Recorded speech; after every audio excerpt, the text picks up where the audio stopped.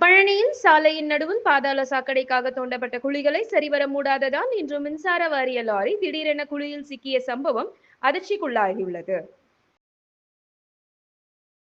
திண்டுக்கல் மாவட்டம் பழனி நகராட்சிக்குட்பட்ட 33 வார்டுகளில் உள்ளது. இதில் கடந்த சில மாதங்களுக்கு முன்பு 100 கோடி மதிப்பில் பாதாள சாக்கடை திட்டத்துக்காக பல்வேறு இடங்களில் சாலையின் நடுவில் குழிகள் தோண்டப்பட்டு ஆங்காங்கே பாதாள சாக்கடைக்கான சாக்கடை கால்வாய் பணிகளும் நடைபெற்று வந்தது. இந்த நிலையில் தேர்தல் நடைபெற்ற நிலையில் பல்வேறு பணிகள் நடைபெறாமல் இருந்தது.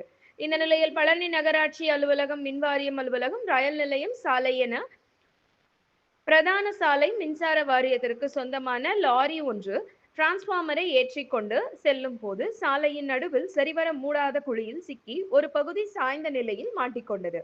இதனால் ஓட்டுநர் அதிர்ச்சியடைந்து வாகனத்தை அப்படியே நிறுத்திவிட்டதால் விபத்து தவிர்க்கப்பட்டது.